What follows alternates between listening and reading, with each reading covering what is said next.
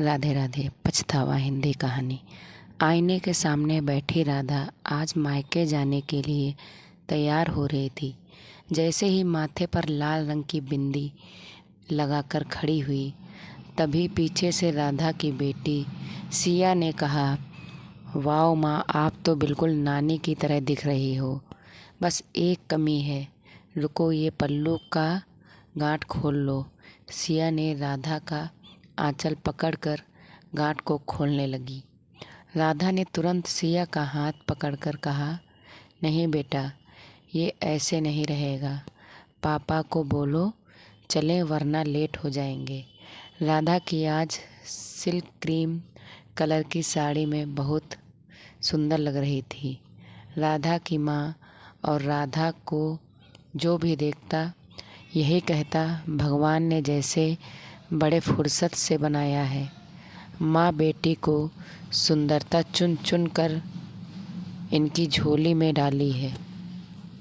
लोग कहावत कहते हैं कि बेटियां माँ का प्रतिबिंब होती हैं, तो राधा बिल्कुल अपनी माँ सावित्री जी की प्रतिबिंब थी।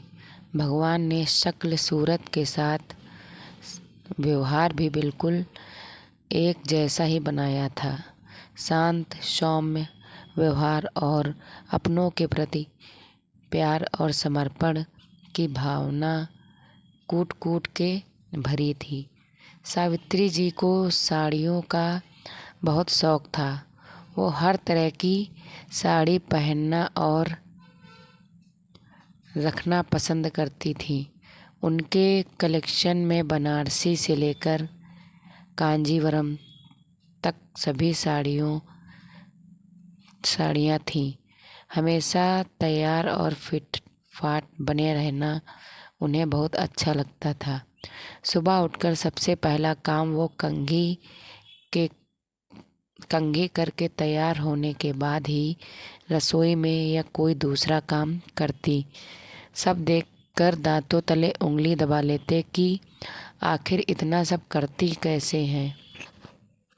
राधा कार से जैसे ही अपने मायके में उतरी, एक पल को सबकी निगाहें उस पर रुक गईं।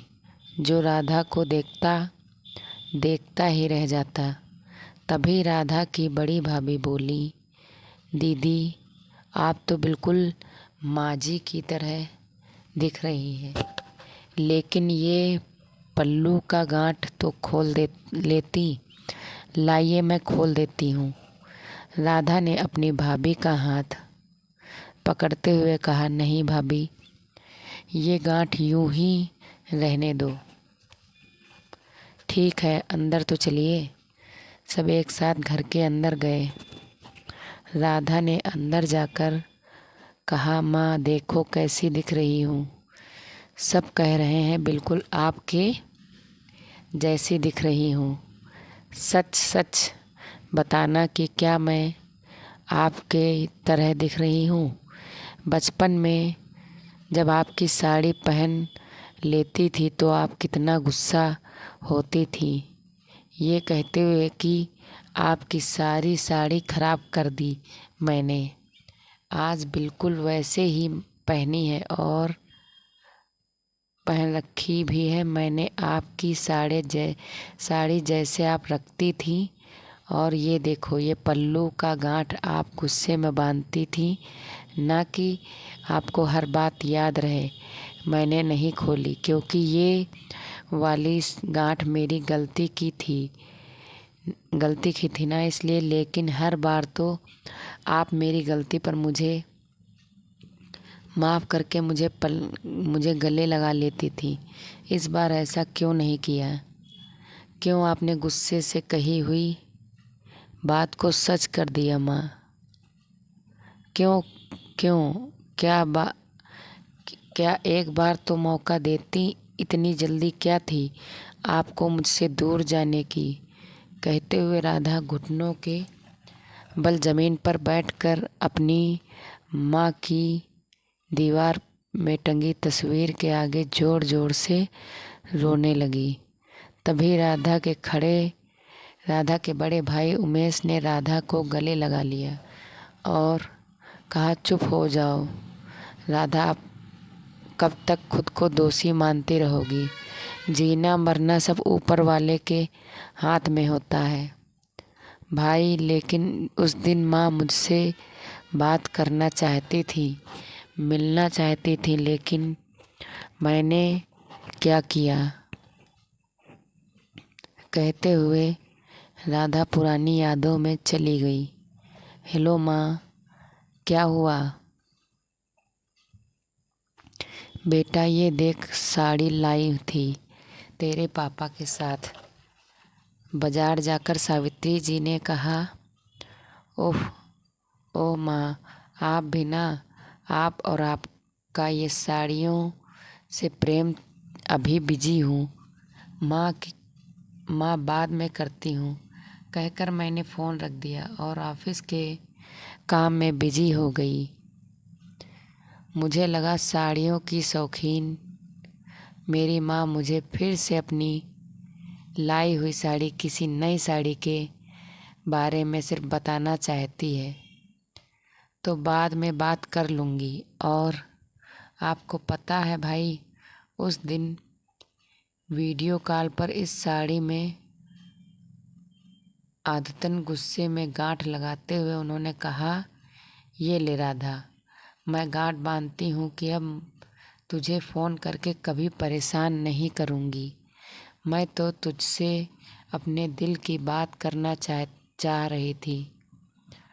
तुम लोग छोटे थे तो दिन भर माँ माँ करते थे और मैं सुनती रहती थी सब काम छोड़कर। लेकिन आज तुम लोगों के पास समय नहीं, तो कोई बात नहीं, रखती हूँ, अब नहीं करूँगी फ़ोन, क्योंकि तुम लोग अब बड़े हो गए हो।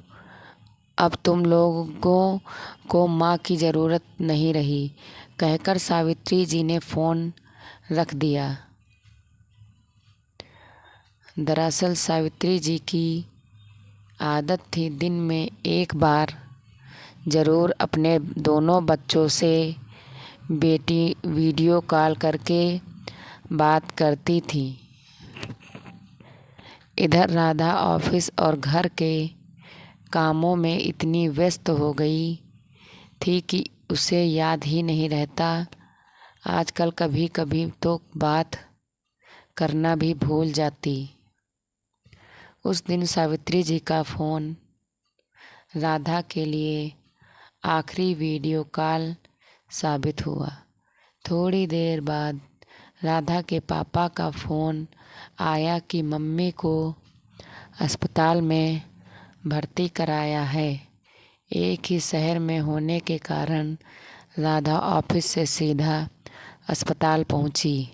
पता चला माँ को हार्ट अटैक आया है और जब तक डॉक्टर के साथ पूरी बात हो पाती, माँ ने अपनी आखिरी सांस ली।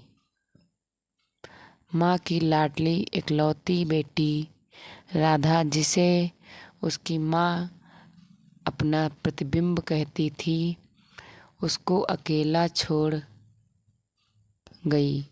राधा बेतहाशा रोए जा रही थी, कहकर, माँ उठो ना, ऐसी भी क्या नाराज़गी, कैसे कहेंगे हम सब आपके बिना, कैसे रहेंगे हम सब आपके बिना, कौन करेगा हमें वीडियो कॉल्स माँ। लेकिन कहते हैं ना, समय बहुत निठुर होता है। जब समय रहते हम इसकी कद्र नहीं करते, तो वो भी हमारी कद्र नहीं करते। उनका न रहने के बाद उनके सामान की बारी आई। साड़ियों का बॉक्स खोला गया, सब में एक से बढ़कर एक साड़ी, लेकिन इनको पहनने वाली और सहेज कर रखने वाली अब इस दुनिया में नहीं थी। सब रिश्तेदारों की मौजूदगी में जब राधा की भाभी ने कहा, अब कौन पहनता है ये साड़ियाँ, इनको दान कर देते हैं, तभी राधा जैसे होश में आई और बोल पड़ी, नहीं भाभी, ये साड़ियाँ मैं पहनूंगी, आप मुझे दे दो। एक पल के लिए राधा की भाभी को लगा कहीं जेवर भी ना मांग लें।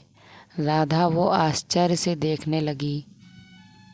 उसकी तरफ राधा ने कहा, भाभी मुझे सिर्फ ये साड़ियाँ ही चाहिए, जेवरात आप अपने पास ही रखो।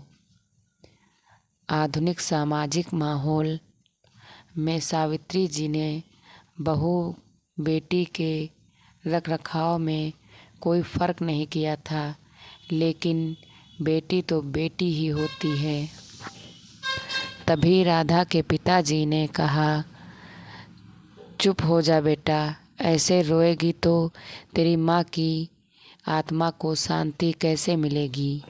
एक माँ कभी नहीं मरती, वो हमेशा जिंदा रहती है, अपने बच्चों के रूप में, उनके संस्कारों में, उनकी यादों में। ये तो सिर्फ शरीर है जो चला जाता है। आज मेरी माँ की बरसी है तो उन्हें हंसते हंसते विदाई देंगे, हम लोग रोते हुए नहीं।